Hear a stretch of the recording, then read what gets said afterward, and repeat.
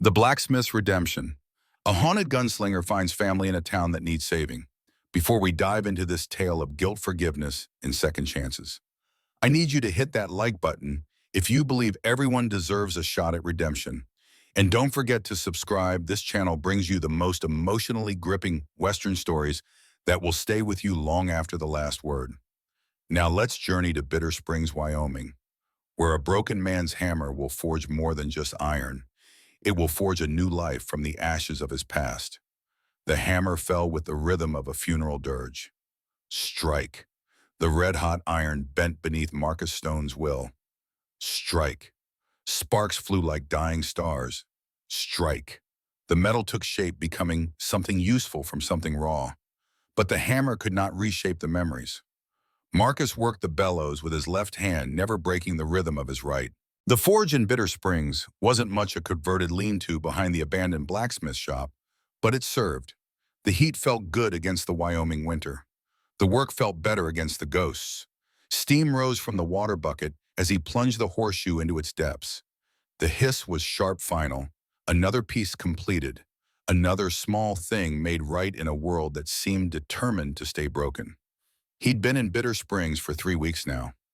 Long enough for the townspeople to stop staring, short enough that they still whispered when they thought he couldn't hear. The stranger who'd shown up with nothing but tools and secrets. The man who could fix anything made of metal but couldn't seem to fix whatever was wrong with his own soul. "Mr. Stone," the voice was soft, uncertain. Marcus looked up from his work to see a girl standing in the doorway.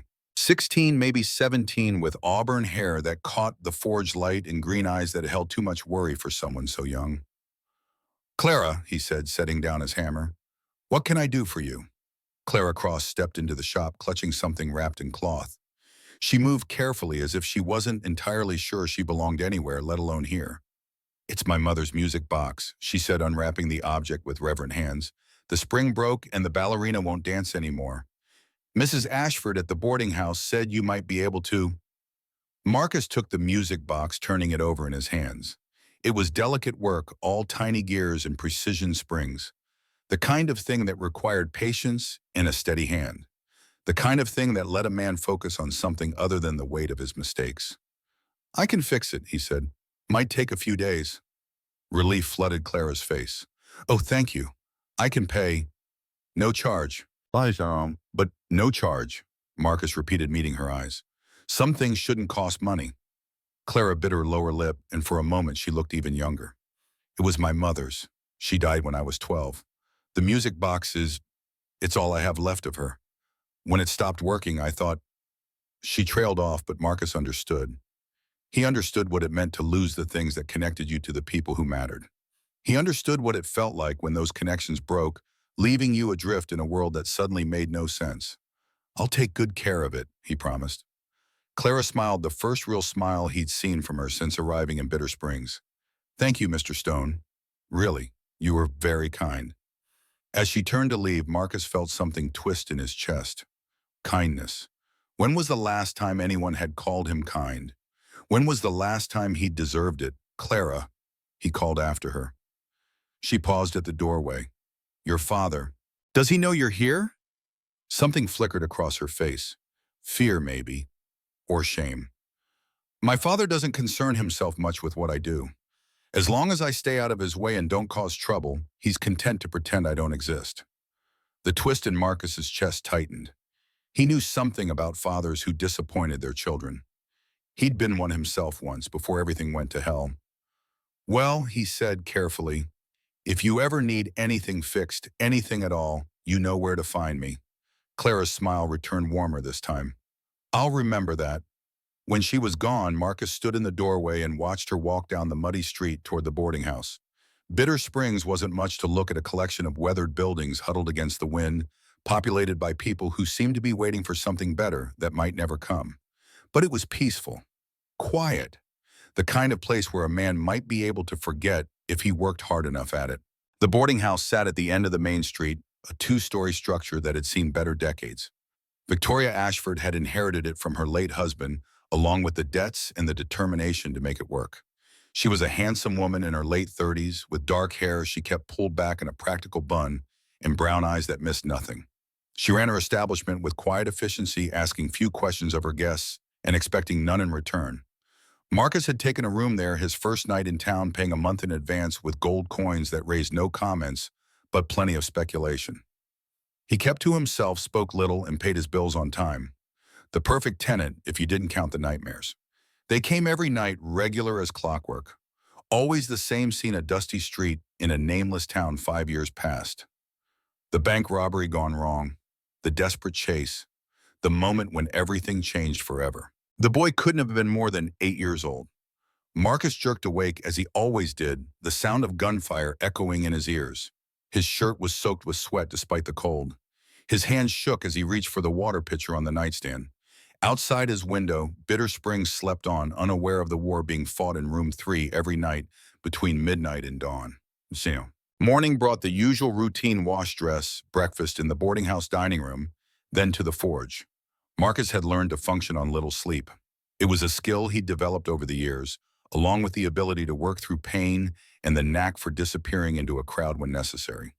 Victoria Ashford served breakfast herself, eggs, bacon, biscuits that were better than they had any right to be. She moved through the dining room like a general inspecting troops, refilling coffee cups and clearing plates with mechanical precision. "Sleep well?" she asked as she poured his coffee. It was the same question she asked every morning. Marcus always gave the same answer: "Well enough." But today something in her tone was different. Not suspicious, exactly. More knowing, as if she understood exactly why his answer was a lie.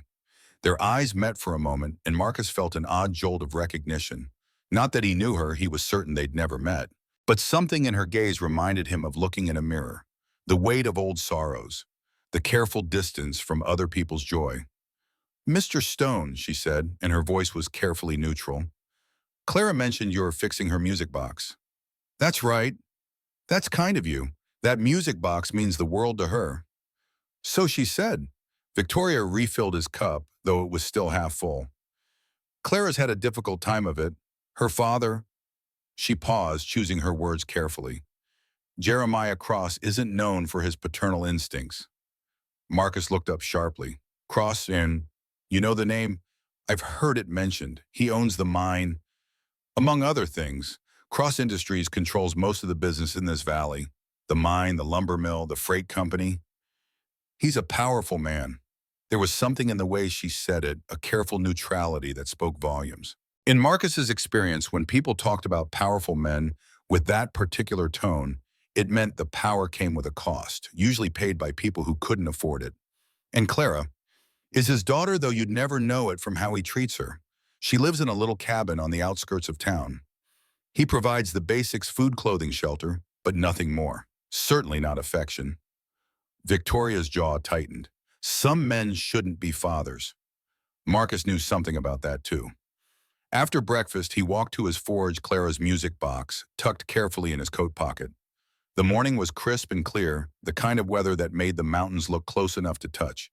Bitter Springs was waking up around him, storekeepers sweeping their steps, children heading to school, miners tramping toward the hills with their lunch pails and empty dreams. He'd just gotten his fire going when the trouble started. 3 men rode into town from the north, their horses lathered and their faces hard. They moved with the casual arrogance of men who were used to getting their way through intimidation. Marcus recognized the type-hired muscle, the kind of men who solve problems with fists and bullets. They stopped in front of the boarding house. Marcus continued working, but he kept one eye on the street. Old habits died hard, and his habits were older than most. The largest of the 3 men dismounted and stomped into the boarding house.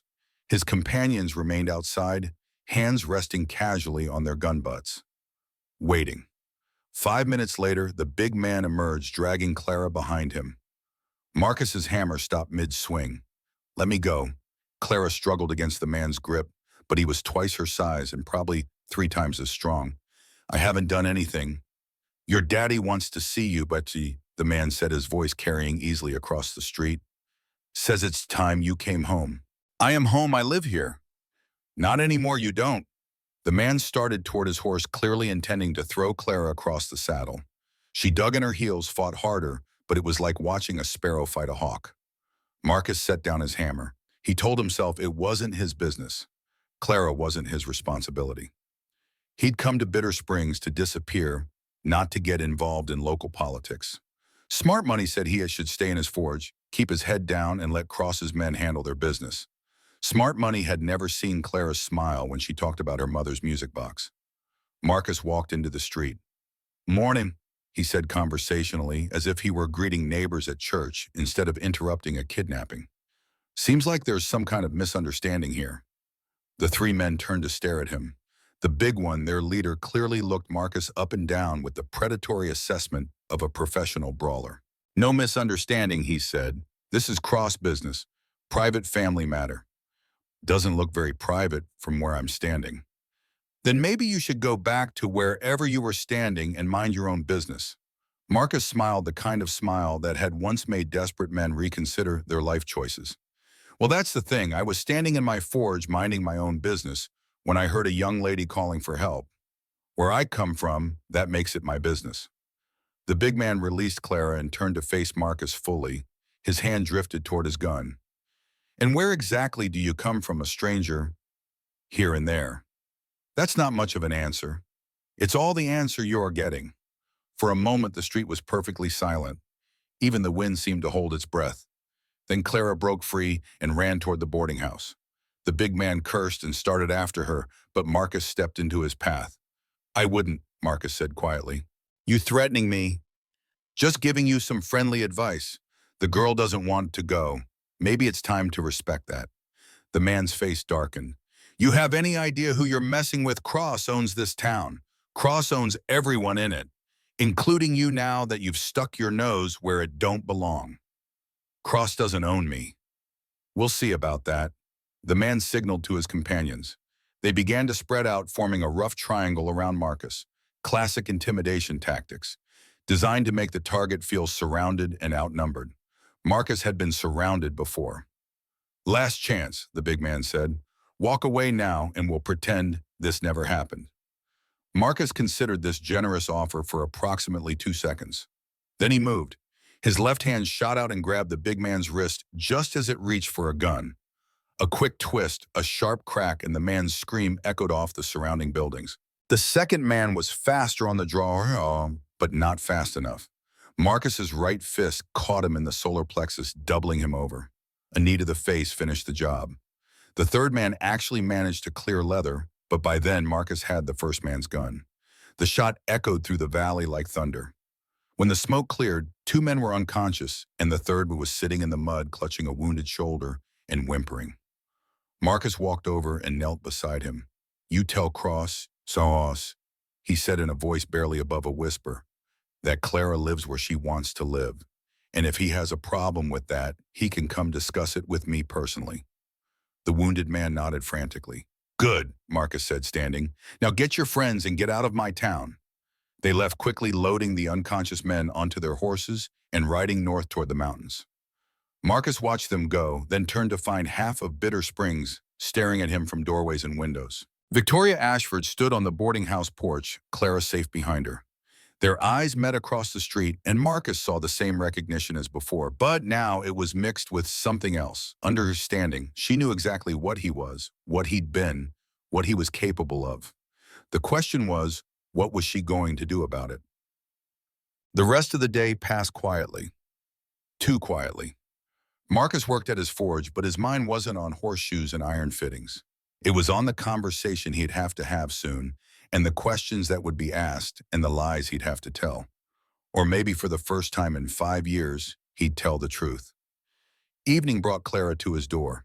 She stood in the entrance to his forge, fidgeting with her hands, clearly working up the courage to speak. "Thank you," she said finally, "for this morning, for helping me." "You're welcome. I wanted you to know why my father sent those men, why he wanted me to come home." Marcus set down his tools and gave her his full attention. "You don't owe me any explanations." "Maybe not, but I want to tell someone. And Mrs. Ashford, she's been kind to me, but she has enough troubles of her own." Clara took a deep breath.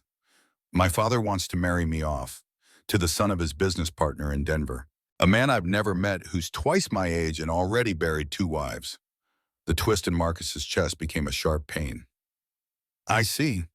It's a business arrangement. I'm not, I'm not a daughter to him. I'm just another asset to be traded. Her voice cracked slightly.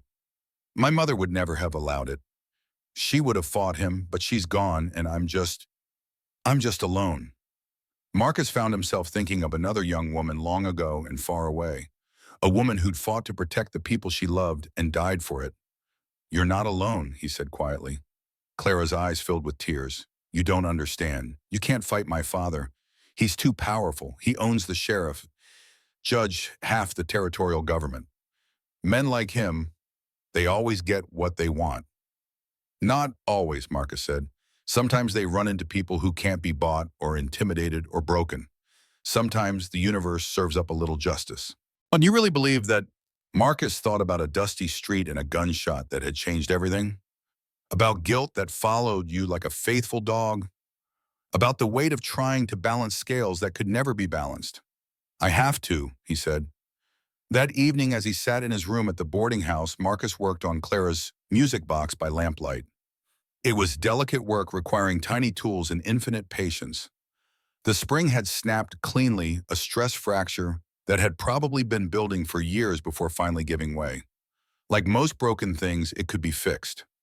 It just required the right touch and the willingness to take the time to do it properly. He was installing a new spring when someone knocked on his door. He set aside his tools and opened it to find Victoria Ashford standing in the hallway with a tray of coffee and sandwiches. Thought you might be hungry, she said. You missed dinner. Marcus stepped aside to let her enter. She set the tray on his small table and glanced at the music box, its parts spread carefully across a clean cloth. Making progress. Some it'll be good as new by tomorrow. Victoria picked up one of the tiny gears, examining it in the lamplight. You're very skilled at this. Not many men have the patience for such delicate work. I have more patience than most people think. I imagine you do. She set down the gear and looked at him directly. The men who came for Clara today, they won't be the last dance. I know. Cross will escalate. He doesn't like being defied, especially not in public.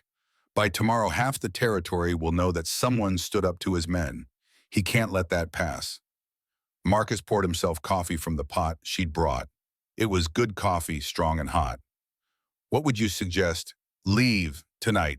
Ride out before dawn and don't look back. Clara will understand. She doesn't expect anyone to sacrifice themselves for her. Well, is that what you'd do? Victoria was quiet for a long moment. When she spoke, her voice was soft, thoughtful. No, I don't think it is. But then again, I have a talent for making poor decisions where other people's welfare is concerned. Such as inviting dangerous strangers to stay in my boarding house. Such as caring about young women who aren't my responsibility. Such as, she paused and seemed to make a decision. Such as recognizing the look in a man's eyes when he's carrying guilt that's eating him alive. Marcus set down his coffee cup. Mrs. Ashford, Victoria, and you don't have to say anything. I know what guilt looks like because I carry plenty of my own. I know what it means to lie awake at night wondering if you could have done something different, something better. She met his eyes. I know what it means to lose someone you were supposed to protect. The silence stretched between them, heavy with unspoken understanding. Your husband, Marcus asked finally. Samuel, he died 5 years ago, shot during a robbery at the bank where he worked. He was trying to protect the customers when the thieves came in. He was brave and good and completely unprepared for the kind of men who kill for money. Marcus felt the world tilt slightly on its axis. 5 years ago. Yes, in Cedar Falls, Colorado. We lived there before coming here. After Samuel died, I couldn't stay. Too many memories, so I sold everything and came to Wyoming to start over. Victoria's voice was steady, but her hands trembled slightly. The thieves were never caught. The deputy marshal who investigated the case said they probably moved on to other territories. Said there wasn't much point in pursuing it further. The coffee cup slipped from Marcus's fingers and shattered on the floor. Neither of them moved to clean it up.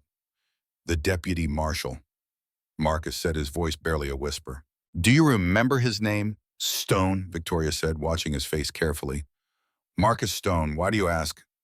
Marcus closed his eyes and felt the last 5 years collapse around him like a house built on rotten foundations. Samuel Ashford, the man at the bank, the man who'd stepped between the children and the bullets, the man Marcus had shot while chasing the robbers in the confusion and the smoke and the terrible split-second decision that had haunted him ever since. When he opened his eyes, Victoria was still watching him.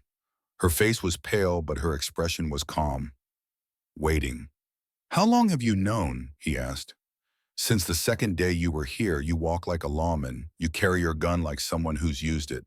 And when you introduced yourself," she shrugged. "It wasn't hard to put the pieces together. Why didn't you say anything?" "Because I wanted to see what kind of man you'd become. The man who shot my husband, or the man who spent 5 years trying to atone for it?" Marcus stood and walked to the window, looking out at the dark street below.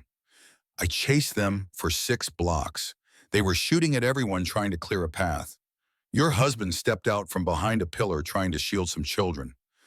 I saw movement, saw a gun, and I—" He stopped, swallowed hard. "By the time I realized what I'd done, it was too late." "I know. You know, I was there, Marcus, in the bank. I saw the whole thing." Victoria's voice was steady, matter-of-fact. "I saw Samuel step into the line of fire. I saw you chasing the robbers. I saw you try to help him after it happened. I saw you sit with him until the doctor came, even though the real thieves were getting away." Marcus turned to face her. "Then you know it was my fault. I know it was an accident. I know you did what you thought was right in an impossible situation with no time to think." Victoria stood and moved closer to him. "I know you've been punishing yourself for it ever since. And I know that Sam would have forgiven you if he'd lived long enough to understand what happened." "How can you be so sure?" "Because I forgive you, and if I can forgive the man who killed my husband, Sam certainly could." The words hit Marcus like a physical blow. He'd spent 5 years imagining this conversation, dreading it, preparing for anger and accusations and demands for justice. Forgiveness was something he'd never considered, something he'd never thought he deserved. "I don't understand," he said. "Guilt is a luxury, Marcus. It's something we indulge when we have the time and energy to spare. But I have a boarding house to run, bills to pay, a life to build. I can't afford to spend my days hating a man who made an honest mistake while trying to do his job." Victoria reached out and touched his arm gently. "And neither can you." Marcus looked at her hand on his arm, then at her face. For the first time in 5 years, he felt something other than guilt. Not peace, that was probably asking too much, but maybe, just maybe, the possibility of peace. "What happens now?" he asked. "Now you decide what kind of man you want to be. The one who runs away from every responsibility because he's afraid of making another mistake, or the one who stays and fights for people who need him because he's learned what it takes to lose someone." Marcus thought about Clara and her music box and the look in her eyes when she talked about her father's plans. He thought about Cross and his hired guns and the kind of justice that money could buy. He thought about Samuel Ashford dying in a bank while trying to protect children he didn't even know. "I stay," he said. Victoria smiled, the first real smile he'd seen from her since arriving in Bitter Springs. "Good. Because Clara isn't the only person in this town who needs protecting. And Cross isn't the only one with secrets." "What do you mean?" "I mean that Samuel wasn't just working at the bank when he died. He was investigating it. He discovered that someone was embezzling money using fake loan documents to steal from the depositors. He was going to expose them." Victoria's eyes hardened. The robbery wasn't a random crime. It was an assassination disguised as a theft. "Do you have proof?" Samuel hid documents before he died. Bank records, correspondence, enough to raise serious questions, but not enough to convict anyone. That would require testimony from someone who was there, someone who saw what really happened. Marcus understood. "You think Cross was involved?" "I think Samuel died because he got too close to the truth.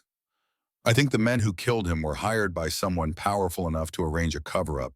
And I think that same someone that followed me here to Bitter Springs to make sure I never asked too many questions. Cross. Cross owns the bank here. He bought it 2 years ago, right after I arrived. Since then, 3 people who asked questions about missing funds have left town suddenly. One of them was found dead in a mining accident that wasn't quite accidental enough."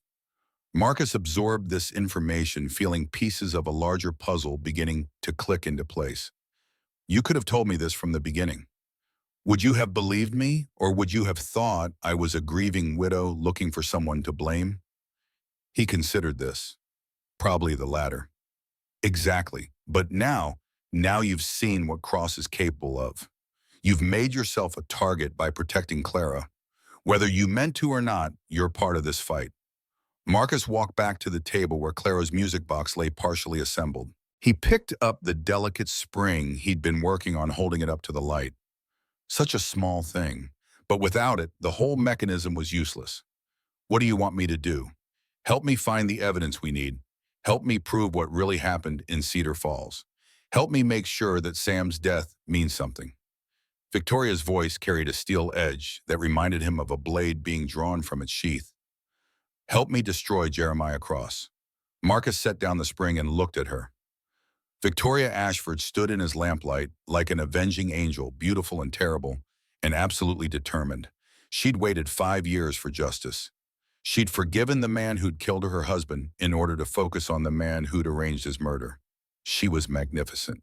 All right, he said. Where do we start? They started with the bank. The Bitter Springs Savings and Trust occupied a corner building on Main Street, its brick facade attempting to project an air of stability and prosperity that the rest of the town clearly lacked. Cross had spared no expense on appearances, polished brass fixtures, marble floors, oak furnishings that probably cost more than most residents made in a year. Marcus examined it from across the street while pretending to shoe a horse for Mrs. Henderson. Victoria had been right about Cross's priorities. The bank was a monument to his success, a daily reminder to the townspeople of exactly who held their financial future in his hands. It was also, according to Victoria, where he kept the records that would damn him. The safe is in his private office, Victoria had explained the night before. Second floor corner room overlooking the street. Samuel mentioned it in his letters. Said Cross kept his most sensitive documents there away from the regular banking records. Getting into a private office in broad daylight won't be easy. No, but it won't be impossible. Cross leaves town every Friday to visit his other properties. He'll be gone all day. The bank manager is a nervous little man named Peterson, who spends his afternoons drunk in the saloon. That leaves just one clerk on duty. And the safe, boy, that's where you come in. Samuel taught me a few things about locks and safes during his investigation. I can get it open given enough time, but I'll need someone to watch for trouble. What about Clara? What about her? Cross will be expecting us to make a move. He'll have someone watching her, making sure she doesn't run again. If we're breaking into his bank, we need to make sure she's safe first. Victoria had smiled at that. You sound like a father. Now watching the bank in the bright morning sunlight, Marcus wondered if that was such a bad thing. He'd never had children of his own. He and Sarah had talked about it, planned for it, but there had always been more time. Until suddenly there wasn't. Clara reminded him of what might have been. A daughter to teach and protect and be proud of. Someone to carry on the best parts of yourself after you were gone. The thought terrified him almost as much as it comforted him. A commotion down the street caught his attention. 3 riders approaching fast, kicking up dust and scattering the chickens that pecked around the general store. Marcus recognized them immediately, Cross's men back for round 2. But this time they weren't alone. Behind them rode a 4th man sitting tall in an expensive saddle on a horse that probably cost more than Marcus made in 6 months. Even at a distance, there was no mistaking the air of authority, the casual confidence of a man who owned everything he surveyed. Jeremiah Cross had come to town. Marcus finished nailing the horseshoe and handed Mrs. Henderson her reins. Best get inside, ma'am. Looks like we might have some weather coming. Mrs. Henderson glanced at the approaching riders and nodded grimly. She'd lived on the frontier long enough to recognize trouble when she saw it. The 4 men pulled up in front of the boarding house. Cross dismounted with theatrical slowness, making sure everyone on the street had time to notice his arrival. He was a man in his 50s with iron gray hair swept back from a high forehead. His face was lined with age and weather, but his eyes were sharp, intelligent, calculating. He wore expensive clothes, a gold watch chain visible across his vest. He looked like what he was, a successful rancher, a pillar of the community. He looked nothing like a monster. Cross strode into the boarding house like he owned it, which Marcus realized with a sick feeling he probably did. Marcus was halfway across the street when he heard the screaming. It was Clara's voice, high and terrified, coming from somewhere inside the boarding house. Marcus broke into a run, his hand automatically checking his gun as he bounded up the front steps. The scene in the boarding house parlor would be burned into his memory forever. Clara was pressed against the far wall, tears streaming down her face. Victoria stood between her and the men, her chin raised defiantly despite the gun pointed at her chest. Cross himself sat calmly in the best chair, sipping tea, as if he were paying a social call. "Ah, Mr. Stone," Cross said without looking up. "How good of you to join us. I was just having a conversation with my daughter about the importance of family loyalty." "She doesn't want to go with you," Marcus said, his voice carefully controlled. "What she wants is irrelevant. She's my daughter, my property. I can do with her as I please." Cross finally looked at Marcus, and his eyes were the color of winter ice. "Just as I can do with anyone who interferes in my family business." The gunman holding the pistol on Victoria, the same big man from the day before, his arm now in a sling, grinned nastily. "Boss says we can do this easy or hard. Your choice." Marcus looked around the room, counting opponents, calculating angles. 4 men all armed in an enclosed space with innocent people. The smart play was to surrender, to let Cross take Clara and hope for another opportunity later. But Marcus was tired of smart plays, tired of standing by while good people got hurt, tired of letting bullies win because it was easier than fighting them. "I choose hard," he said. Then he moved. The first shot shattered the window behind Cross's chair. The second took the gunman in the shoulder, spinning him away from Victoria. The third and fourth dropped 2 more of Cross's men before they could clear leather. When the smoke cleared, Cross was crouched behind an overturned table, and only one of his gunmen was still standing. The man held his pistol pressed against Clara's temple. "Drop it," the gunman said, his voice shaking slightly. "Drop it now or the girl dies." Marcus kept his gun trained on Cross. "Let her go. This is between you and me." "No," Cross said, straightening slowly. "This is between me and anyone who thinks they can challenge my authority in this valley. You want to play hero, fine. But heroes die, Mr. Stone. They always die." The gunman's finger tightened on the trigger. That's when Victoria moved. She came up from behind the couch where she'd taken cover, a derringer in her hand, small, easily concealed, perfect for close quarters. Her shot took the gunman in the side of the head. He dropped like a stone. Clara collapsed sobbing. Victoria gathered her into her arms, murmuring soft reassurances. Cross looked around at his dead men and laughed. Actually laughed. "Well played," he said, "but this changes nothing. I own the sheriff. I own the territorial judge. I own this entire county. Kill me and my friends in Denver will hunt you to the ends of the earth. Let me live and I might be persuaded to be merciful." Marcus kept his gun steady. "Your version of mercy doesn't interest me." "Then perhaps we can negotiate. I'm a reasonable man, Mr. Stone. I understand that you've developed an attachment to my daughter. These things happen. Men get sentimental about lost causes." Cross straightened his jacket, as calm as if he were discussing the weather. "I'm prepared to offer you a business arrangement. $5,000 in gold. All you have to do is walk away. Leave town tonight and never come back. And Clara will fulfill her obligations to the family. She'll marry the man I've chosen for her, and she'll be grateful for the privilege." Marcus looked at Clara, still trembling in Victoria's arms. At Victoria herself, who'd risked everything to protect a girl who wasn't even her responsibility. At the dead men on the floor who died following orders that should never have been given. He thought about Samuel Ashford dying in a bank because he tried to do the right thing. About all the people who died because men like Cross valued power more than human life. He thought about the boy in the street 5 years ago, whose only crime had been being in the wrong place when Marcus pulled the trigger. "No deal," he said. Cross's composure finally cracked. "You fool, do you have any idea who you're crossing? I can destroy you, I can destroy this entire town. Maybe, but you'll have to do it from hell." Marcus's finger tightened on the trigger. "Wait." The voice came from Clara.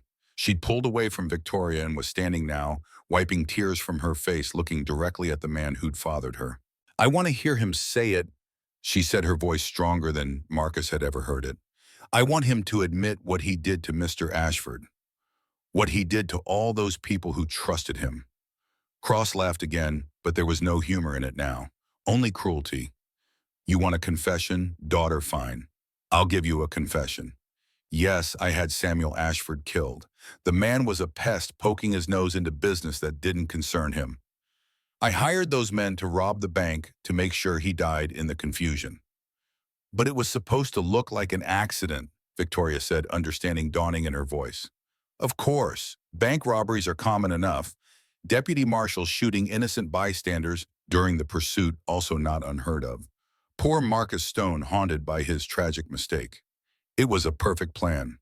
Cross looked directly at Marcus, except you weren't supposed to survive the guilt. Most men would have eaten their gun by now, but you just kept going, kept running, kept suffering. It was beautiful in its way. Marcus felt something cold settle in his tritos. You wanted me to kill myself. I wanted you to suffer, to live with the knowledge that you'd killed an innocent man, to never know peace again. Cross's smile was razor sharp. Imagine my surprise when I discovered you'd followed my dear wife to Bitter Springs. It seemed like providence, a chance to finish what I started 5 years ago. Your wife, Marcus looked at Victoria confused. Didn't she tell you? Cross's laugh was genuinely amused now. Victoria Ashford is my wife, Mr. Stone. My dear departed wife who ran away after her first husband's unfortunate death. I've been looking for her for 5 years. The world seemed to tilt sideways. Marcus looked at Victoria, searching her face for denial, for explanation, for anything that would make sense of what he'd just heard. Victoria met his eyes directly. It's true, she said quietly. I married Jeremiah 2 years after Samuel died.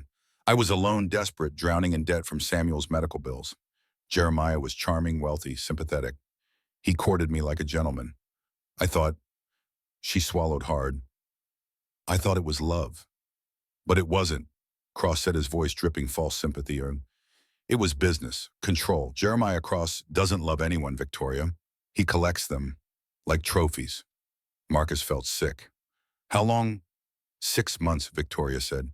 6 months of marriage before I discovered what he really was, what he'd done to Samuel, what he'd done to you. When I confronted him, She pulled back the collar of her dress, revealing old scars on her throat. He tried to kill me, made it look like a riding accident. I survived barely, ran that same night. And I've been hunting her ever since, Cross added cheerfully. My wife, my property, mine to do with as I please. No, Clara's voice cut through the madness like a blade. She's not your property. Neither am I. We're not things you can own. Cross looked at his daughter with something approaching pity. Oh, my dear child, everything is property. People, places, principles, all of it can be bought, sold, traded, controlled. The only question is the price. What's your price? Marcus asked suddenly. What? Your life. For theirs. Let Victoria and Clara go, and I'll put down my gun. Let you walk out of here. Cross considered this. And then what? You'll hunt me down later. No, I'll be too busy burying my guilt to come after you. Isn't that what you wanted for me to suffer? It was a lie, of course. Marcus had no intention of letting Cross escape, but he needed the man to believe it, needed him to lower his guard long enough for Clara moved. She was faster than anyone expected. One moment she was standing beside Victoria, the next she was diving for the gun that had fallen from the first dead gunman's hand. Cross saw her moving and reached for his own weapon. Marcus shot him. The bullet took Cross in the chest high and to the right, spinning him around and sending him crashing into the wall. He slid down slowly, leaving a red smear on the wallpaper. Clara stood over him with the dead man's gun in her hands pointed directly at her father's head. Clara, no, Marcus said gently. Don't. Why not? He killed Mr. Ashford. He hurt Victoria. He was going to sell me like cattle. Tears streamed down her face, but her hands were steady. He deserves to die. You're right, he does, but not by your hand, not like this. Why? Because it would make me like him. No, because it would hurt you, and you've been hurt enough. Clara looked at him, then at Victoria, then back at the man bleeding on the floor. Slowly she lowered the gun. Cross coughed, blood bubbling on his lips. Doesn't matter. I'm not the only one. There are others, men in Denver. They'll come. They'll finish. He died before he could complete the threat. Marcus knelt beside Cross's body, checking for a pulse he knew wouldn't be there. When he straightened, Clara was watching him with those two old eyes. "Is it over?" she asked. Marcus looked around the boarding house parlor at the bodies and the blood and the broken furniture. Outside, he could hear voices, townspeople gathering, probably working up the courage to investigate the gunshots. "This part is over," he said. But Cross was right about one thing. He has friends, partners, people who won't be happy about what happened here today. "Then we run," Victoria said. "No." Marcus surprised himself with the firmness in his voice. "We don't run. We face whatever comes. Together." Clara smiled through her tears. Together. Marcus looked at her, then at Victoria. Two women who'd lost everything and somehow found the strength to keep fighting. Two people who'd taken him in despite knowing what he'd done. For the first time in 5 years, he felt like he might have a home again. Together, he confirmed. The music box on his nightstand table would have to wait a little longer for its repairs. But some things Marcus was beginning to understand were worth the delay. The morning after the shooting brought complications. Marcus stood on the boarding house porch watching Sheriff Dalton examine the bodies in the parlor with the methodical attention of a man who'd seen too much violence and understood too little of it. Dalton was young for a lawman, maybe 35, with honest eyes and calloused hands that spoke of a life spent working before he'd pinned on a badge. He was also, according to Victoria, one of the few men in the territory who hadn't been bought by Cross's money. "This is going to be a problem," Dalton said, straightening up from Cross's corpse. "Self-defense or not, you killed Jeremiah Cross. That's going to bring attention we don't want." Marcus sipped his coffee and watched the townspeople gathering in small groups along the street. News traveled fast in a place like Bitter Springs, and Cross's death would be the biggest story in years. What kind of attention? The territorial government for one. Cross had friends in high places. They'll want to know what happened, make sure there's no irregularities in the investigation. Dalton pulled off his hat and ran a hand through thinning hair. Then there's Cross Industries. He owned businesses from here to Denver. Someone's going to inherit all that, and they're probably not going to be happy about how he died. What do you suggest, honestly, that you disappear? Tonight, take the women and ride hard for California. By the time Cross's people figure out what happened, you'll be too far away to matter. Marcus considered this advice. It was practical, sensible, probably the smart thing to do. But running away felt too much like the last 5 years drifting from place to place, never staying long enough to put down roots, never allowing himself to care about anything beyond basic survival. He was tired of running. "I'm staying," he said. Dalton studied his face, then nodded slowly. "In that case, we better make sure our story's straight. What happened here?" "Cross came to kidnap his daughter. He threatened Mrs. Ashford. When I intervened, his men started shooting. I defended myself and the women. And Cross drew bucko on me first. I had no choice. It wasn't the complete truth, but it was close enough." Dalton seemed satisfied. "I'll write it up that way. Shouldn't be too hard to sell. Cross wasn't well liked, and most folks around here have been waiting for someone to stand up to him for years." The sheriff paused. "But that doesn't solve your long-term problem. Cross's death is going to leave a power vacuum. Someone will move to fill it, and when they do, they'll want to tie up loose ends. Such as the man who killed him. Such as the women who can testify to his crimes. Such as anyone who knows too much about Cross Industries' business practices." Victoria appeared in the doorway, Clara close behind her. Both women looked tired but determined. They'd spent the night cleaning up the aftermath of the gunfight, and Victoria had already reopened the boarding house for business as if nothing had happened. "Sheriff," Victoria said by way of greeting, "any word from the territorial marshal?" "Sent a telegram in this morning. Should hear back by tonight." Dalton tipped his hat to Clara. "Miss Cross, how are you holding up?" "It's Miss Ashford now," Clara said firmly. "Clara Ashford. I'm taking Mrs. Ashford's name. My father is dead to me." Dalton glanced at Victoria, who nodded confirmation. "Legal adoption papers can be filed with the territorial court. Shouldn't be a problem given the circumstances." Marcus felt something warm settle in his chest. Clara had lost a father and gained a mother in the span of 24 hours. It was a trade that left her infinitely better off. "There's something else," Victoria said, looking directly at Marcus. "I've been thinking about what Cross said yesterday, about partners in Denver, about men who might come looking for revenge. What about it? I think he was telling the truth. Cross Industries is too big, too complex for one man to run alone.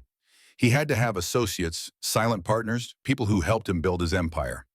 Victoria's jaw tightened, which means Clara and I aren't safe even with him dead. Neither are you, for that matter. Sheriff Dalton nodded grimly. My thinking exactly. Cross's death might stop the immediate threat, but it won't end the larger problem. If anything, it might make it worse. So what do we do? Clara asked. Marcus set down his coffee cup and looked at the three people who'd somehow become his responsibility. A broken sheriff trying to do the right thing, a strong woman who'd survived years of abuse and come out fighting, a young woman who deserved better than what the world had given her so far. We go on the offensive, he said. We find Cross's partners before they find us.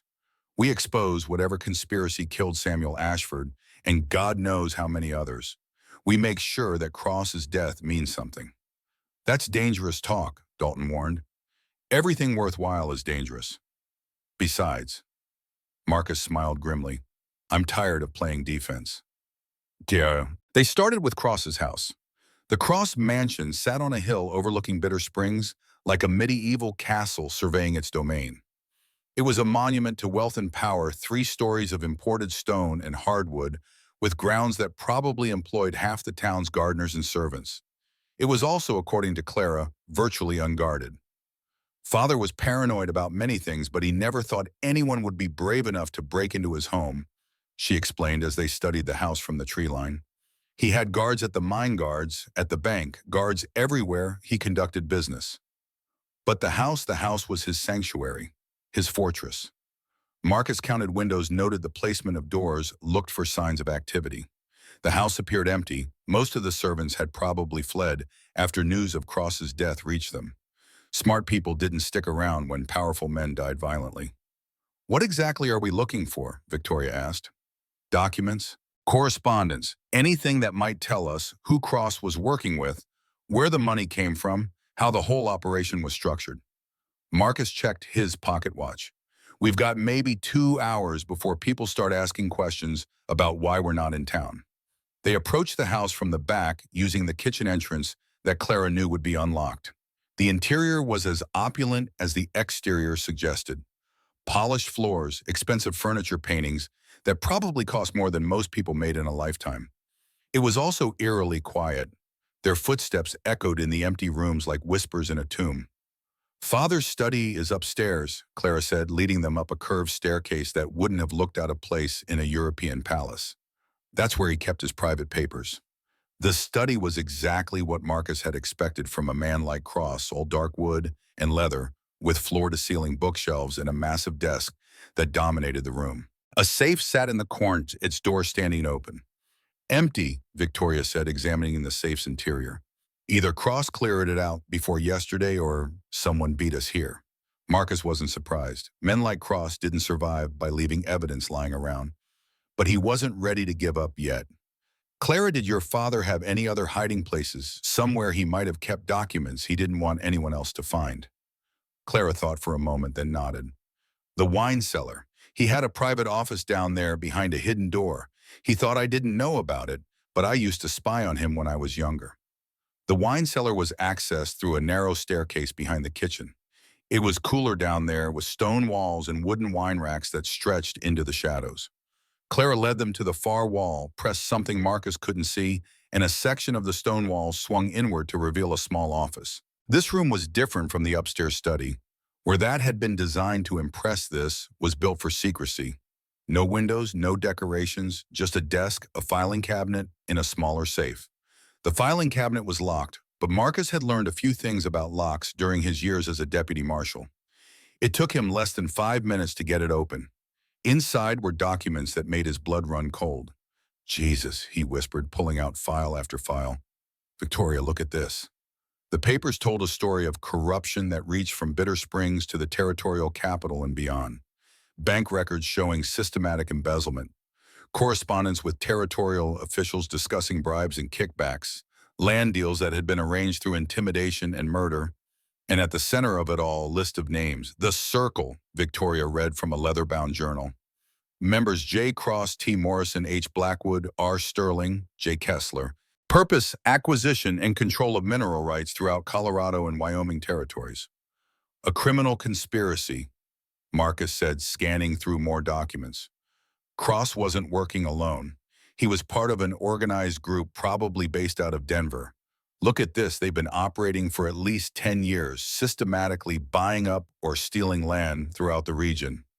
Clara found something else in the back of a filing drawer, a map with locations marked in red ink. These are all the towns where they've acquired property. Bitter Springs, Cedar Falls. She paused, her finger tracing the markings. There are dozens of them, small towns, mining communities, any place with natural resources worth controlling. And anyone who got in their way ended up dead, Victoria added, reading from another file. Listen to this. It's a letter from someone named Morrison. The Ashford matter has been resolved as discussed. Deputy Stone performed admirably, though he appears to be suffering some psychological distress from the incident. Recommend reassignment to different territory to avoid complications. Marcus felt sick. They planned it all. The robbery, Samuel's death, my involvement. It was all orchestrated. But why you specifically? Because I was known for being honest, incorruptible. If I shot Samuel, it would look like a tragic accident rather than a murder. No one would question the word of Marcus Stone. Victoria was reading more letters, her face growing paler with each page. My God, they've killed dozens of people, bank managers who asked too many questions, town officials who wouldn't cooperate, even federal marshals who got too close to the truth. We have to get this to the authorities, Clara said. What authorities? Marcus asked grimly. According to these documents, half the territorial government is on their payroll. The other half is probably too scared to act. Then what do we do?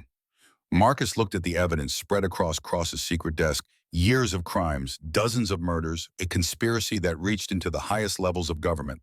It was overwhelming. But it was also an opportunity. We use it, he said finally. Cross is dead, but the circle still exists.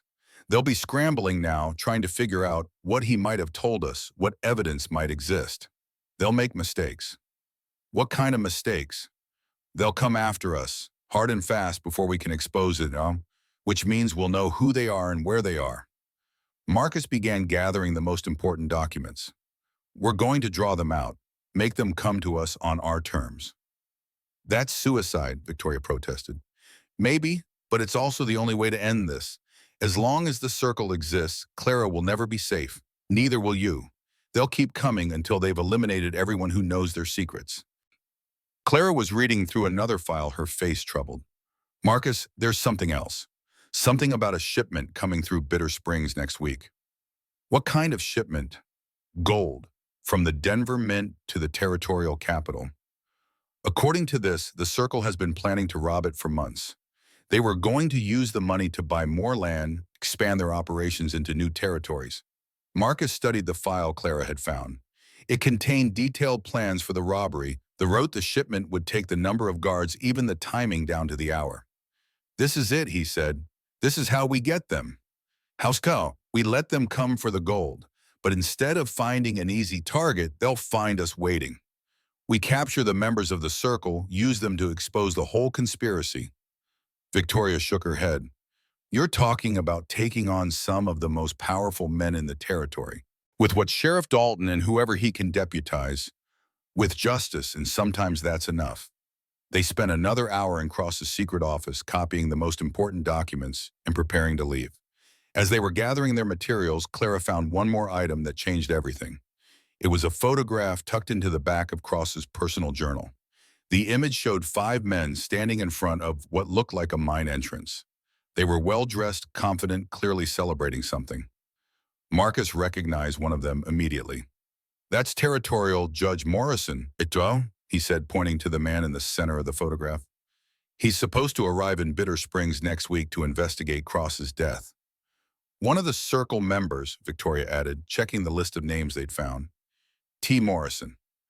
The judge who's coming to investigate Cross's murder is one of his criminal partners, Clara said slowly. That can't be a coincidence. It's not. Marcus pocketed the photograph. Morrison isn't coming here to investigate anything. He's coming to clean up the mess Cross left behind, starting with us. They left the Cross mansion with arms full of evidence and heads full of plans. But as they rode back toward town, Marcus couldn't shake the feeling that they were missing something important. It wasn't until they reached the boarding house that he realized what it was. Sheriff Dalton was waiting for them on the porch, his face grim. "We've got trouble," he said without preamble. "Just got word from the territorial marshal. Judge Morrison is arriving tomorrow instead of next week. He's bringing a full federal investigation team." "How many men?" Marcus asked. 20. All federal marshals, all armed with warrants." Victoria paled. "Warrants for what?" "For your arrest. All three of you. Murder, conspiracy, theft of federal property. They're claiming Cross was a federal informant, that he was helping investigate corruption in the territorial government." Marcus laughed bitterly. "They're rewriting history, making Cross the hero and us the villains. Gets worse. Morrison has emergency authority to conduct summary trials. He can convene a court-hear testimony and carry out sentences all in the same day." "Summary executions, you mean?" "That's about the size of it." Dalton removed his hat and wiped his forehead with a bandana. "I'm sorry, folks. I know what really happened here. But Morrison outranks me by about 10 pay grades. My badge doesn't mean much against federal authority." Clara looked stricken. "So what do we do, run?" "Can't run far enough," Marcus said. "They have resources we don't. Telegraph lines, railroad connections, federal marshals in every territory.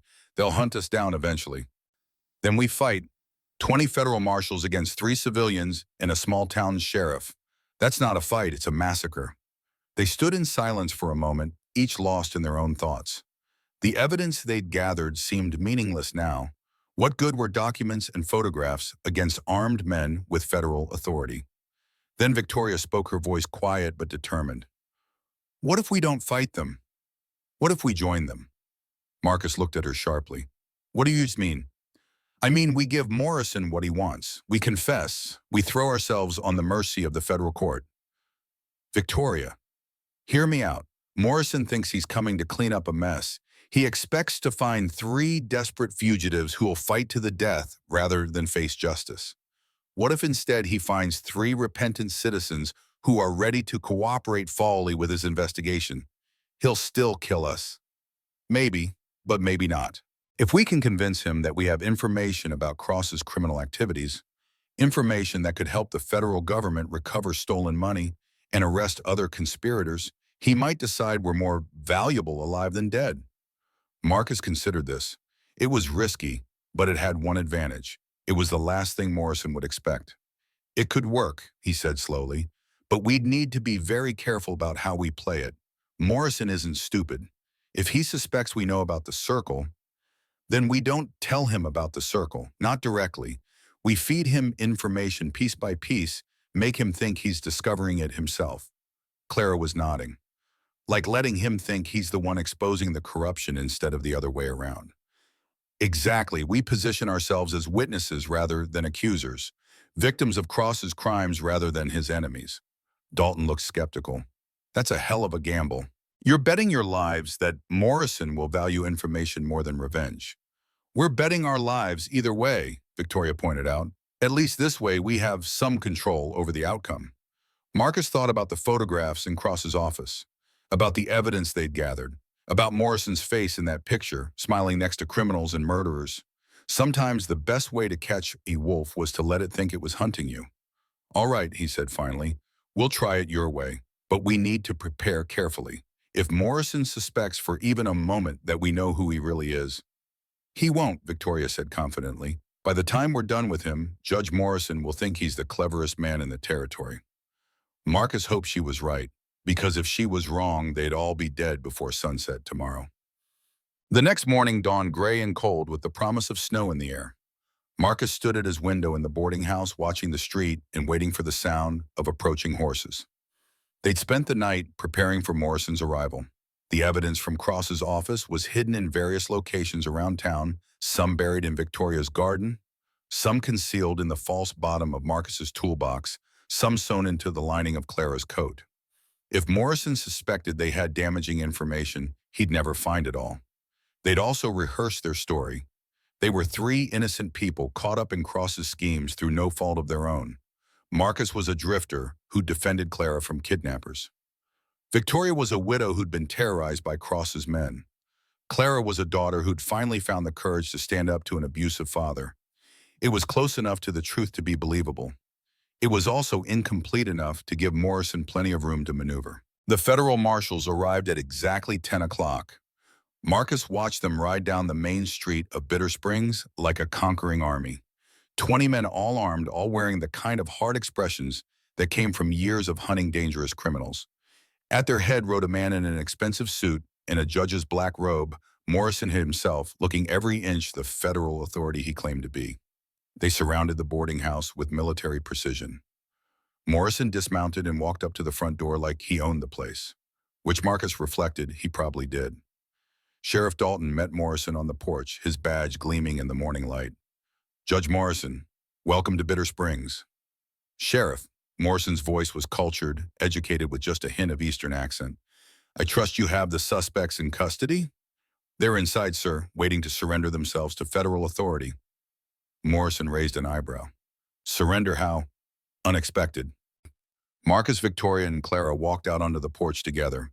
They dressed carefully, Marcus in his best clothes, Victoria in a conservative dress that made her look like a respectable widow, Clara in a simple blue frock that emphasized her youth and innocence. "Judge Morrison," Victoria said, inclining her head respectfully, "we've been expecting you." Morrison studied them with sharp eyes. Marcus could almost see him reassessing, trying to reconcile the appearance of three polite, well-dressed citizens with whatever he'd been told to expect. "Mrs. Ashford, Mr. Stone, Miss Cross, is it?" "Miss Ashford, now, Your Honor," Clara said quietly. "Mrs. Ashford has been kind enough to adopt me after my father's death." "I see." Morrison's gaze lingered on Clara, and Marcus saw something flicker in his expression. Not suspicion, interest. "And you're prepared to surrender yourselves to federal custody?" "We're prepared to cooperate fully with your investigation," Marcus said. "We want to see justice done as much as you do." "Justice," Morrison seemed to taste the word. "An interesting concept. Tell me, Mr. Stone, what do you consider justice in this case?" It was a test question, and Marcus knew it. The wrong answer would confirm Morrison's suspicions. The right answer might buy them time. "I think justice means holding people accountable for their crimes regardless of how much money or power they have," Marcus said carefully. "I think it means protecting the innocent and punishing the guilty." Morrison nodded slowly. "Admirable sentiments. And you believe Jeremiah Cross was guilty of crimes?" "I believe he was a man who used violence and intimidation to get what he wanted. I believe he hurt people who couldn't fight back." Marcus met Morrison's eyes directly. "I believe the world is better off without him. Even though killing him makes you a murderer. I killed a man who was trying to kill innocent people. If that makes me a murderer in the eyes of the law, then I accept that judgment." Morrison was quiet for a long moment, studying Marcus's face. Then he turned to Victoria. "And you, Mrs. Ashford, do you share Mr. Stone's philosophy?" "I believe in the rule of law, Your Honor. I believe that if we have evidence of criminal activity, we should present it to the proper authorities and let them decide what justice looks like." "Evidence?" Morrison's voice sharpened slightly. "What evidence?" Victoria glanced at Marcus, then back at Morrison. "Perhaps we could discuss this inside. Some of what we have to tell you is sensitive." Morrison considered this, then nodded. "Very well. Marshals, secure the perimeter, but give us some privacy." They moved into the boarding house parlor, the same room where the gunfight had taken place 2 days earlier. Someone had cleaned up the bloodstains and replaced the broken furniture, but Marcus could still smell gunpowder and death in the air. Morrison took the seat that Cross had occupied, whether by coincidence or design. "Now then, what evidence are you referring to, Mrs. Ashford?" "Before my husband died, he was investigating irregularities at the bank where he worked. He believed someone was embezzling money using false documents to steal from depositors." Victoria spoke slowly, carefully, as if the memories were painful. "He was planning to present his findings to the authorities when the robbery happened." "You think the robbery was connected to his investigation?" "I don't know, but Samuel was very careful about his work. He kept detailed records, copies of everything he found suspicious." Morrison leaned forward. "Do these records still exist?" Some of them, Samuel hid documents before he died, and I found them after I came to Bitter Springs. I've been trying to understand what they mean. Show me. Victoria went to a drawer in the parlor desk and withdrew a small bundle of papers, carefully selected documents from Cross's files, ones that implicated Cross, without revealing the larger conspiracy. Morrison examined them with growing interest. Bank records showing suspicious transfers, correspondence about land deals, nothing that pointed directly to the circle but enough to establish a pattern of criminal activity. This is significant, Morrison said finally.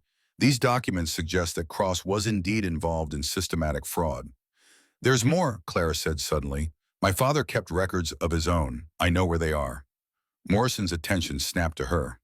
What kind of records? Names, dates, details about his business dealings. Clara's voice was steady, innocent. I used to help him with his correspondence sometimes.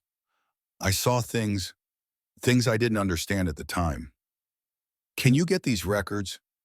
I think so, but I'd need guarantees, protection. My father had powerful friends, and they might not want his secrets exposed.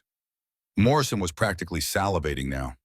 Marcus could see the judge's mind working, calculating the political capital he could gain from exposing Cross's crimes, while simultaneously eliminating anyone who knew about his own involvement. What kind of protection? Morrison asked. Safe passage out of the territory, new identities, a chance to start over somewhere far from here. That could be arranged, for the right information. Clara looked at Victoria, then at Marcus, as if seeking permission. There's a safe in my father's house, hidden behind the wine cellar. He kept his most sensitive documents there. Can you open it? I know the combination. Morrison stood up abruptly. Marshal Henderson, he called to one of his men. Prepare a detail. We're going to search the Cross property. As the federal marshals organized themselves for the search, Morrison pulled Marcus aside. You realize, Mr. Stone, that your cooperation in this matter will be taken into account during sentencing. I understand, Your Honor. Cross was clearly a criminal. The evidence is overwhelming. By killing him, you may have actually done the territory a service. If you continue to cooperate, if you help us uncover the full scope of his criminal enterprise. Morrison let the sentence hang. You're saying I might not hang? I'm saying justice takes many forms. Sometimes the best way to serve justice is to ensure that the guilty are exposed and the innocent are protected. Marcus nodded solemnly, while inside he was fighting the urge to put his hands around Morrison's throat. The judge was already planning to use the evidence against Cross to enhance his own reputation while burying anyone who might connect him to the crimes. It was exactly what they'd hoped for. An hour later, they were all standing in Cross's secret office, while Morrison examined the remaining documents in the filing cabinet. Clara had reluctantly opened the hidden safe, revealing more evidence of Cross's criminal activities. Morrison was in his element now, playing the role of the brilliant investigator uncovering a vast conspiracy. He asked probing questions, took detailed notes, and generally behaved like a man who believed he was about to become the territory's most celebrated judge. This is remarkable, he said, holding up a letter that detailed one of Cross's land acquisition schemes. The scope of this criminal enterprise is staggering. Cross wasn't just stealing money, he was systematically defrauding entire communities. He ruined people's lives, Victoria said quietly. Families lost their homes, their savings, everything they'd worked for. And he did it all under the cover of legitimate business. Morrison shook his head in apparent disgust. This kind of corruption undermines the very foundation of civilized society. Marcus watched the judge's performance with professional admiration. Morrison was good. He genuinely seemed outraged by Cross's crimes, despite being an active participant in them. It took real skill to lie that convincingly to yourself. Your Honor, Clara said hesitantly, there's something else. Something my father mentioned once when he was drinking. He said he wasn't working alone, that he had partners. Morrison went very still. Partners. I don't know details, names or anything like that, but he said there were other men, important men who helped him with his business. Did he ever mention who these men might be? Clara bit her lip as if trying to remember. Once I heard him talking to someone on the telephone. He called them the Circle. I thought it was just a business name. Morrison's face remained carefully neutral, but Marcus caught the slight tightening around his eyes. The circle, interesting. Did your father keep any records of his communications with these partners? Maybe. He had a lot of papers I never looked at, business correspondence, telegrams, things like that. We'll need to examine everything. Every document, every scrap of paper. If Cross was part of a larger criminal conspiracy, we need to identify all the participants. The irony was delicious. Morrison was being forced to investigate himself to gather evidence that could eventually be used against him, all while believing he was building a case that would make his career. They spent the rest of the day cataloging Cross's documents, with Morrison taking careful notes and asking increasingly detailed questions. By evening, the judge was convinced he had uncovered the crime of the century. This will require a full federal investigation, he announced as they prepared to leave Cross's house. I'll need to coordinate with authorities in Denver, possibly Washington. The scope of this conspiracy could reach the highest levels of territorial government. What about us? Marcus asked. Are we still under arrest? Morrison considered this. You'll remain in federal custody for now, but under more comfortable circumstances. House arrest supervised by Marshal Henderson. You're all clearly victims of Cross's crimes rather than perpetrators. Your cooperation has been invaluable. As they rode back to town, Marcus caught Victoria's eye and saw the same grim satisfaction he was feeling. Phase 1 of their plan was complete. Morrison believed he was using them to uncover Cross's secrets, when in reality they were using him to expose his own. But Phase 2 would be much more dangerous. Eventually, Morrison would realize that the evidence pointed not just to Cross but to the entire circle. When that happened, the judge would have to choose between justice and self-preservation. Marcus was betting that a man like Morrison would choose self-preservation every time. And when he did, they'd be ready for him. The trap was set 3 days later. Morrison had been busy since his arrival in Bitter Springs, sending telegrams to Denver and organizing what he called the largest federal investigation in territorial history. He'd established a command center in the town's small courthouse with federal marshals coming and going at all hours. What Morrison didn't know was that Marcus had been watching every move, cataloging every visitor, noting every detail of the operation. What Morrison also didn't know was that Clara had been visiting his command center every afternoon, bringing coffee and sandwiches to the hardworking federal marshals. The sweet, innocent daughter of the deceased criminal, eager to help however she could. What Morrison definitely didn't know was that Clara was very good at reading documents left on desks, memorizing telegraph addresses, and listening to conversations through thin walls. He's planning something, Clara reported during their nightly meeting in Victoria's room. I heard him talking to his lieutenant about a cleanup operation scheduled for tomorrow night. What kind of cleanup? Marcus asked. He didn't say specifically, but he mentioned making sure there were no loose ends and that the investigation could be concluded satisfactorily. Victoria paled. He's going to kill us. Probably, but not until after he's gotten everything he needs from Cross's documents. Marcus had been expecting this. Morrison would use them to gather evidence, then eliminate them before they could connect him to the circle. The question is, how do we turn this to our advantage? We could run, Clara suggested. Just disappear tonight before he makes his move. And spend the rest of our lives looking over our shoulders? No. Marcus shook his head. It's time to end this. How? Marcus smiled, and it wasn't a pleasant expression. We give Judge Morrison exactly what he's looking for. We help him solve the crime of the century. The next evening, Marcus knocked on the door of Morrison's temporary office in the courthouse. The judge looked up from a pile of documents, his face showing the strain of the past few days. Mr. Stone, what can I do for you? I've found something, Your Honor. Something I think you need to see. Marcus placed a document on Morrison's desk, one of the genuine papers from Cross's files detailing a meeting of the circle that had taken place 6 months earlier. Morrison read it quickly, his expression growing more intense with each line. Where did you find this? Hidden in the binding of one of Cross's ledgers. It fell out when I was moving the books. This mentions specific names, Morrison, Blackwood, Sterling. The judge looked up sharply. You realize what this means? That Cross wasn't working alone. That there's a whole organization of criminals operating throughout the territory. Exactly. Morrison stood up and began pacing. This is the break we needed. With this document, we can start building cases against the other members of this circle. There's something else, Your Honor. something I probably should have mentioned earlier. Morrison stopped pacing. What? The day Cross died before the shooting started, he said something about friends in Denver who would come looking for revenge, about how his death wouldn't end anything. He threatened you. Not exactly, it was more like a warning, like he wanted me to know that killing him would just make things worse for me and the women. Morrison was quiet for a long moment, clearly thinking. Mr. Stone, I want you to think very carefully about this. Did Cross mention any specific names, any details about these friends of his? Marcus pretended to consider. He mentioned something about a judge.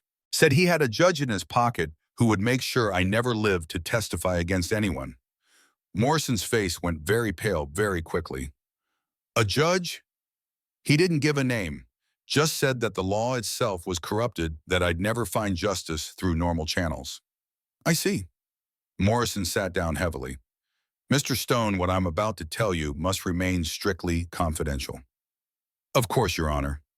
I've been investigating corruption in the territorial government for months. This Cross affair is just the tip of the iceberg. There are people in positions of authority, judges, marshals, even federal officials, who have been compromised by criminal organizations. Marcus nodded solemnly while inside he marveled at Morrison's ability to lie so smoothly. That's disturbing, Your Honor. More than disturbing, it's a threat to the entire legal system, which is why I need your help. How can I help? Morrison leaned forward conspiratorially. Tomorrow night there's going to be a meeting. Several high-ranking territorial officials are coming to Bitter Springs to discuss the Cross investigation. What they don't know is that I suspect at least one of them is a member of this circle. You want me to identify him? I want you to listen, to watch, to help me determine who can be trusted and who cannot. Morrison's eyes glittered with something that might have been excitement or fear. This could be our chance to expose the entire conspiracy. Marcus pretended to consider this carefully. It sounds dangerous, Your Honor. If these people are as ruthless as Cross claimed, I'll have armed marshals present. You'll be perfectly safe. And your cooperation in this matter would go a long way toward resolving your own legal situation. What exactly are you asking me to do? Morrison pulled out a map of Bitter Springs. The meeting will be held here in the back room of the Silver Dollar Saloon. I'll position you where you can observe without being seen. If you can identify which of the officials present is connected to the circle, you'll arrest them. I'll gather evidence. Build a case. Make sure that justice is finally served. Marcus studied the map, noting the location Morrison had marked. It was perfect, isolated, with limited escape routes, exactly the kind of place where Morrison could eliminate witnesses without fear of interruption. All right, Marcus said finally. I'll do it, for justice. Morrison smiled, and for the first time since his arrival in Bitter Springs, it was a genuine expression. Excellent. Justice will be served, Mr. Stone. I promise you that. As Marcus left the courthouse, he reflected on the conversation.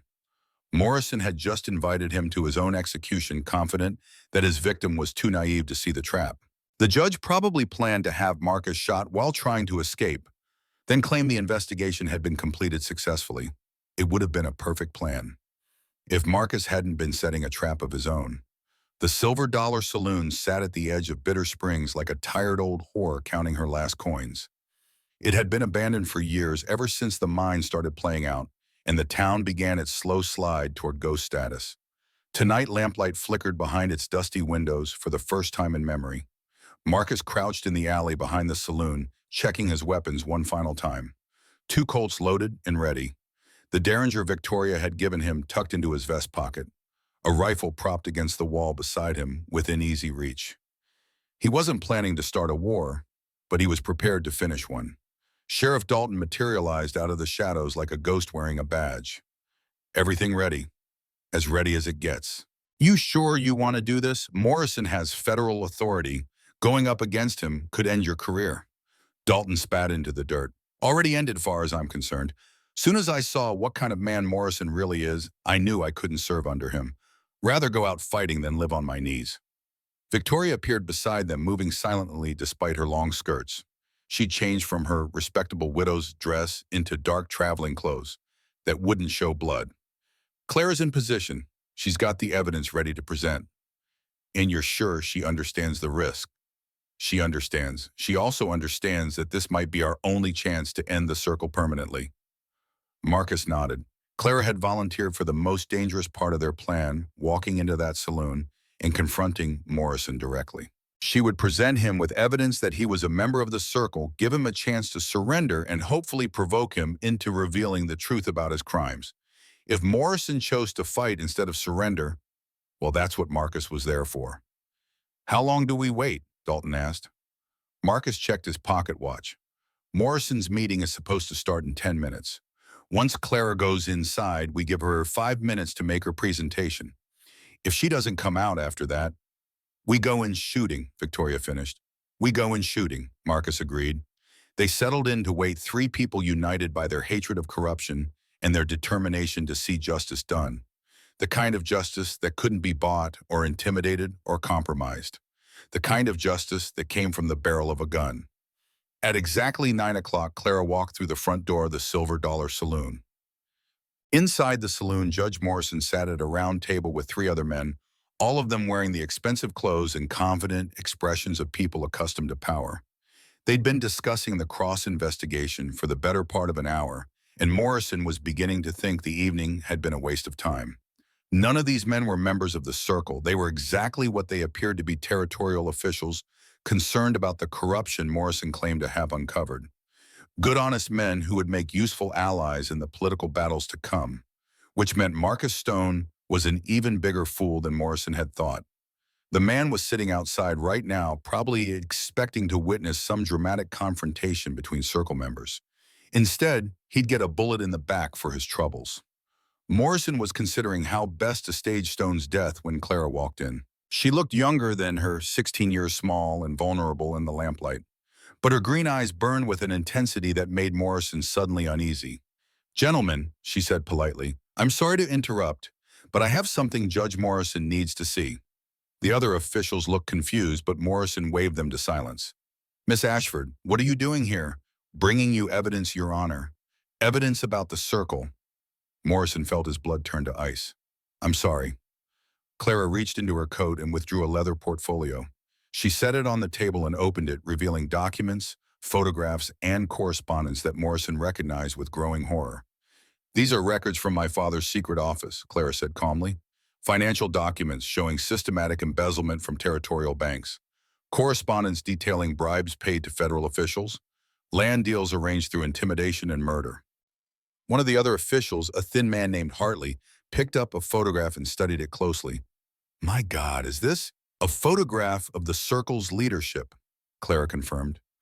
"Taken 2 years ago at a mining conference in Denver. That's my father on the left. Beside him are Harrison Blackwood, Robert Sterling, John Kessler, and Judge Thomas Morrison." Hartley finished, his voice barely above a whisper. Morrison stood up abruptly, his hand moving toward his gun. "This is obviously some kind of fabrication. The girl's clearly distraught over her father's death. Judge Morrison received over $50,000 in bribes over the past 3 years," Clara continued as if he hadn't spoken.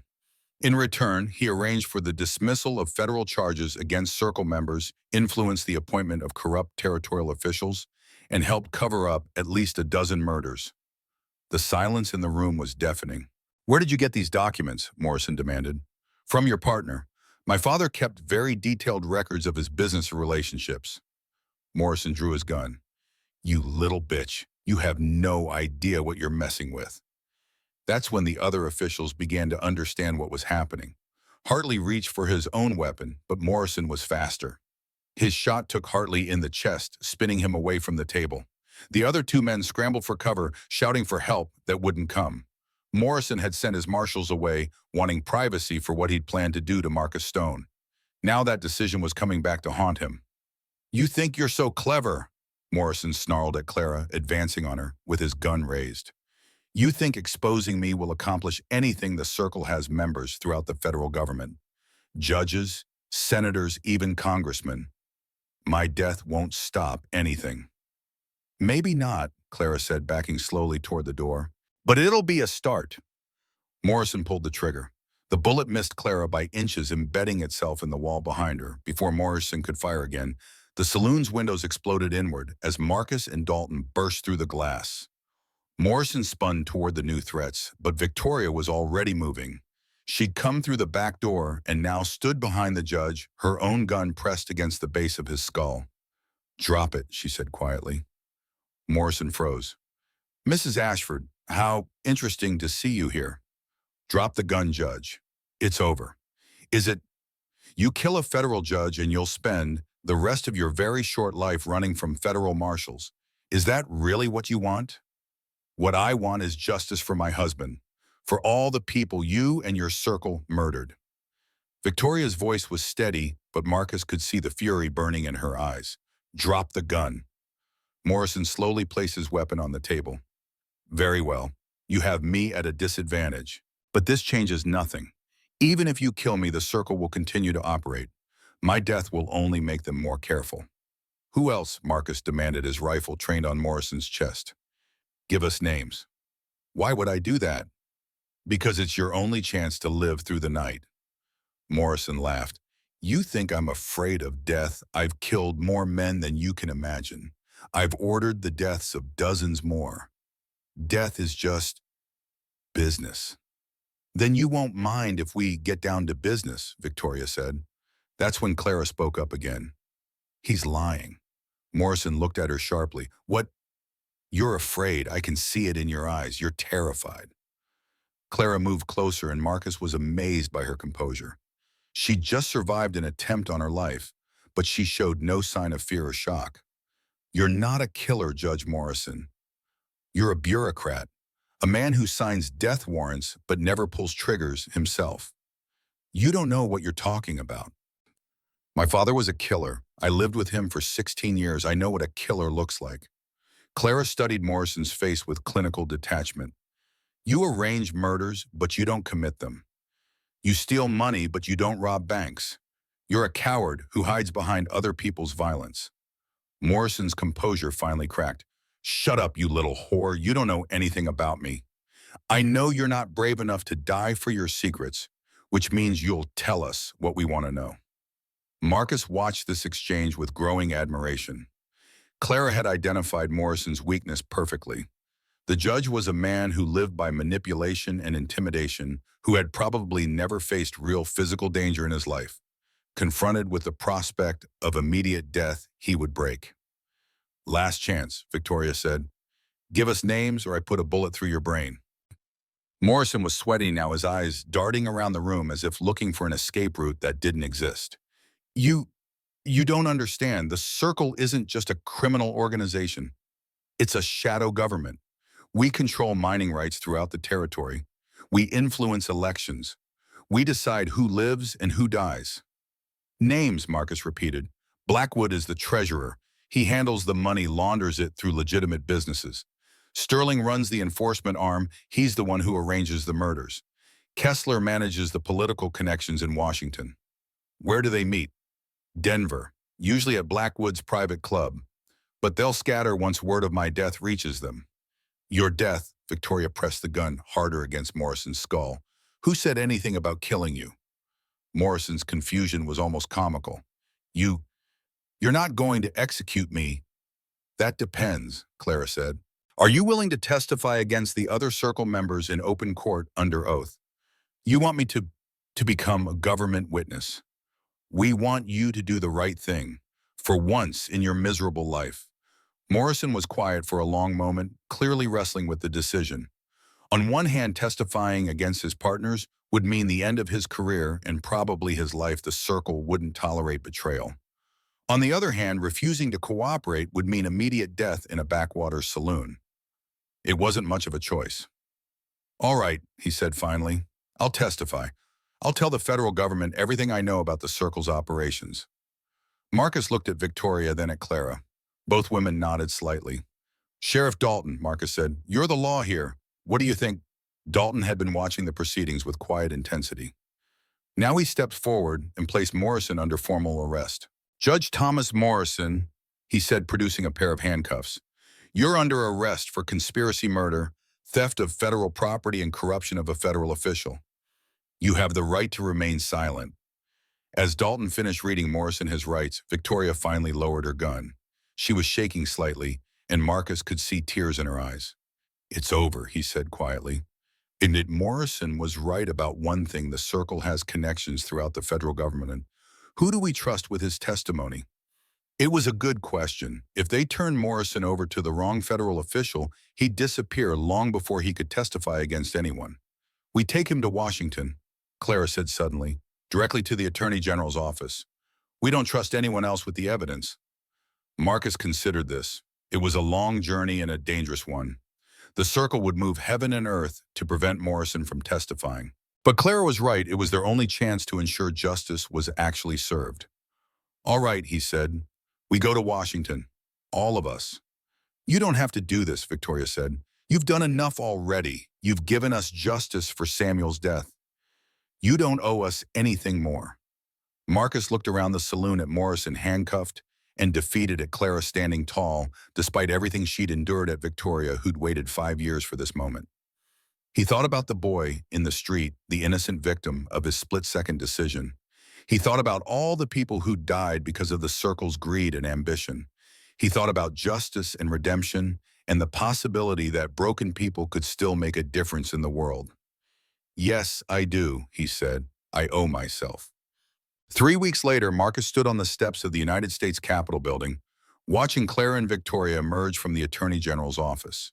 Both women were smiling, the kind of smiles that came from knowing you'd done something that mattered. Morrison's testimony had been devastating. In exchange for a reduced sentence, he'd provided detailed information about the circle's operations that led to arrests throughout the Western Territories.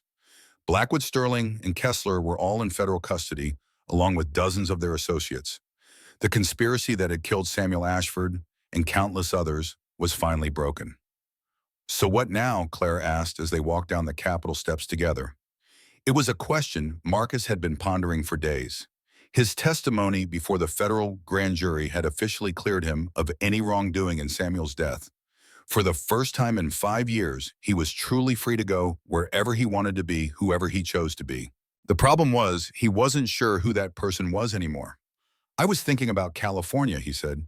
I hear there's good farmland out there. A man could start over, build something lasting. Alone, Victoria asked. Marcus paused.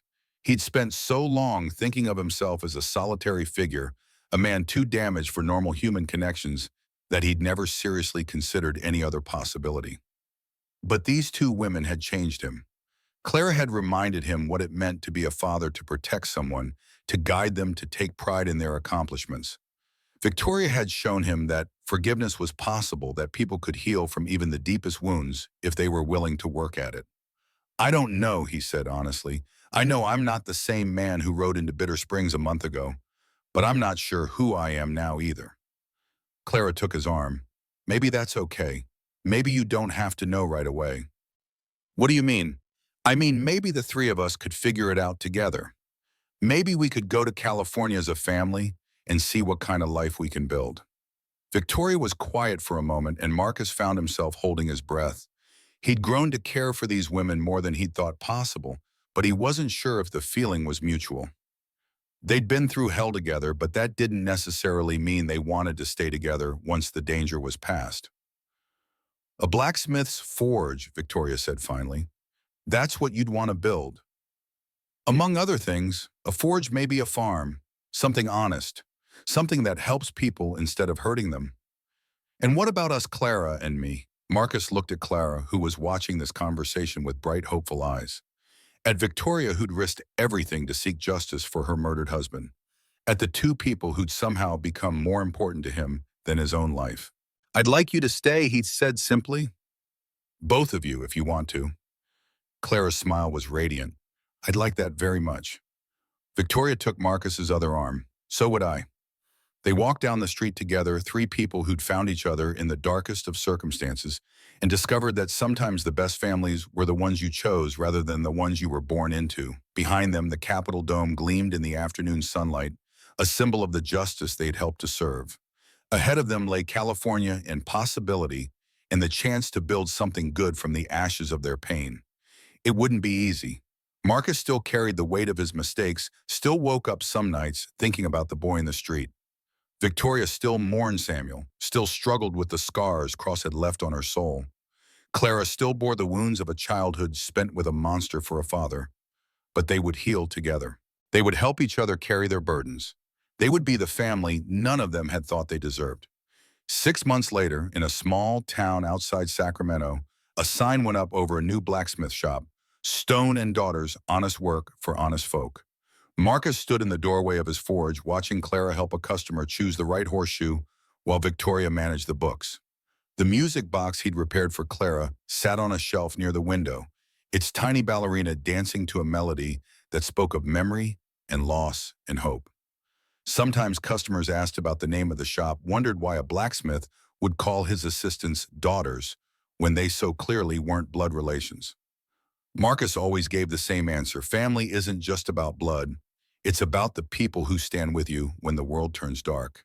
It's about love that's chosen rather than inherited.